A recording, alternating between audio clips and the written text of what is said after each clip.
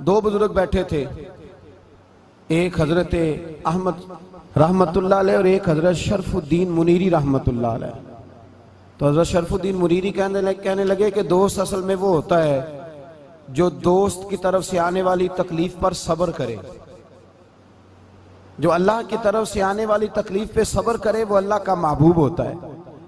तो हजरत अहमद फरमाने लगे, नहीं मुझे तेरी बात की समझ कोई नहीं आई। सब्र करे वो अल्लाह का दोस्त है, मुसीबत पे सब्र करे। तो कहा जनाब फिर अगर नहीं समझ आई तो आप बता दें अल्लाह का दोस्त कौन है।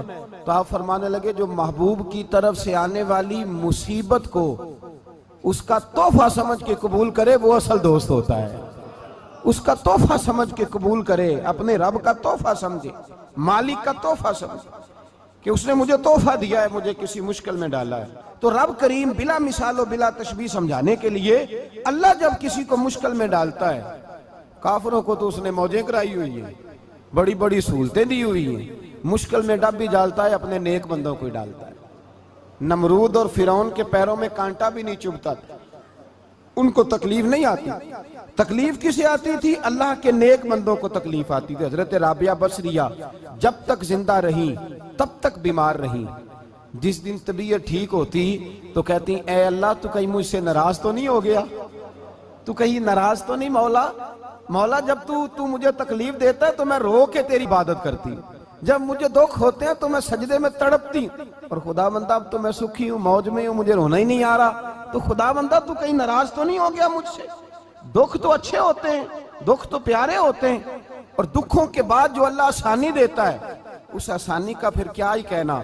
उस हजरत अय्यूब अला नबीना अलैहिस्सलातु सलाम बीमार रहे, 60 साल अल्लाह ने तंदुरुस्ती दी। कितने साल बोले? 60 साल गौर करना बात पर, 60 साल अलील रहे, फिर बीमार हो गए। 18 साल हो गए बीमार हुए। ज़ौजा कहने लगी दुआ कर लें आपको अल्लाह सेहत दे दे। हमें अगर कोई बंदा पूछ लेना कि भाई कभी कोई खास बात तो सुनाओ, तो हम जो सारी जिंदगी सुख के साथ सोए होते हैं वो बात नहीं सुनाते। वो जो एक रात दर्द से नींद नहीं आती उस रात का किस्सा सुनाते हैं। कुछ शुगर की पट्टी भी बांध नहीं। हजरत अय्यूब 18 साल बीमार रहे। ज़ौजा कहने लगी दुआ कर लो, तो आप फरमाने लगे बीबी से कि सेहत कितनी देर रही? उसने कहा 60 साल। तो आप फरमाने लगे जरा बीमारी को भी 60 साल गुजर लेने दो, फिर दुआ भी कर लेंगे। ये दुआ की अल्लाह, ये लफ्ज कहे अल्लाह ने सेहत दे दी, तंदुरुस्ती आ गई। एक दिन घर में बैठे बैठे ज़ौजा कहने लगी कि अय्यूब ये बताओ दुख अच्छे के सुख? आप फरमाने लगे सारे दिन ही अल्लाह के हैं, पर दुख बड़े अच्छे थे। मुझसे पूछो तो दुख बड़े अच्छे थे। का किस तरह? तो हजरत अय्यूब फरमाने लगे जब मैं बीमार था तो 24 घंटे में एक दफा मेरा रब मेरा हाल पूछा करता था। एक दफा मेरा अल्लाह पूछता था अय्यूब तेरा हाल क्या है? फरमाते हैं 12 घंटे तो लज्जत ही रहती थी कि मेरे रब ने मेरा हाल पूछ लिया है, और अगले 12 घंटे में इंतजार करता था मालिक हाल दोबारा कब पूछेगा। फरमाने लगे अब सेहत तो हो गई है, पर अब मेरा रब मेरा हाल तो नहीं ना पूछता। भाई मुश्किलात जो होती हैं वो तो तुझे सजा देती हैं, सवार देती हैं।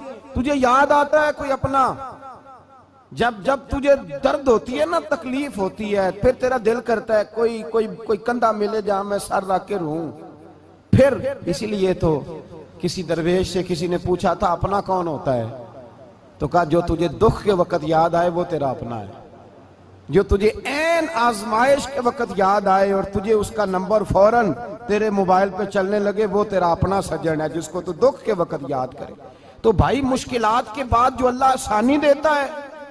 हजरत इब्राहिम को आग में भी फेंका गया, हजरत इब्राहिम अलैहिस्सलाम को सताया भी गया, निकाला भी गया, लेकिन जब इन मुश्किलात से गुजरे तो मेरा रब फरमाता है वइज़िब्तला इब्राहिम रब्बुहु बिकलिमातिन फअतम्महुन्ना क़ाला इन्नी जाइलुका लिन्नासि इमामा। कहा जब इब्राहिम पूरे उतरे तो फिर हमने उन्हें इमाम बना दिया। या अल्लाह किस तरह की इमामत दी? फरमाया मैंने इतनी आला शान अता की है कि अपने लाडले रसूल को जनाबे इब्राहिम की नस्ल में पैदा फरमा दिया है। मैंने मुस्तफ़ा को उनकी नस्ल में पैदा कर दिया, क़यामत तक के लिए उनका वकार बढ़ा दिया। अल्लाहुम्मा सल्ली अला मुहम्मदिन व अला आले मुहम्मद कमा सल्लैता अला इब्राहीम व अला आले इब्राहीम। उनकी अजमत बढ़ा दी, इसलिए कि जब वो आजमाइश से गुजर करके आए फिर जो आसानी दी। मेरे नबी पाक सल्लल्लाहु अलैहि वसल्लम ने दीन इब्राहिमी की बहुत सारी चीजों को रखा, कहा मैं मिल्लत इब्राहिमी पे हूं। जब कोई मुश्किलात को अबूर करके आता है, जब कोई तकलीफें सह करके आता है, उसके लिए जो अजर होता है, उसके लिए जो फिर अल्लाह कितनी कितनी जरा जरा बड़ी तवज्जो कीजिएगा। लोग समझते हैं फला आदमी मुश्किल में है तो शायद मुश्किल में ही रहेगा, फला आजमाइश में है तो शायद आज। मेरा अल्लाह फरमाता है एक मुश्किल दे के मैं 2 आसानियां भी दूंगा। तुम मुश्किल देख रहे हो, मुश्किल ना देखो, वो जो इसको बाद में आसानी आने वाली है, और डबल जो मैं इस पर नेमत करने वाला हूं उसको देखो। हजरत यूसुफ को भाइयों ने कुएं में डाल दिया था, और जब कुएं से निकले तो मिस्र के बाजारों में बिके, और फिर जुलेखा ने इल्जाम लगाया तो हालात बिगड़ गए। हजरत यूसुफ को जेल जाना पड़ा। कितनी कठिन जिंदगी थी, लेकिन मेरे मालिक को कुछ और ही मंजूर था। कुएं में गिरने वाले, बाजार में बिकने वाले, जेल में जाने वाले, इल्जाम लेने वाले जनाब यूसुफ को रब करीम ने उसी मिस्र का बादशाह बना दिया। अल्लाह पाक ने उसी मिस्र का हुक्मरान बना दिया। यारी तेरी सोना पर अजमैशा तेरियां अग, ये सोना परखिया जावंदा ही पहलो नाल अग्गां दे लग। इसके लिए थोड़ा सा जतन करना पड़ता, थोड़े कठिन हालात से गुजरना पड़ता, थोड़ी आजमाइशों का रूप देखना पड़ता।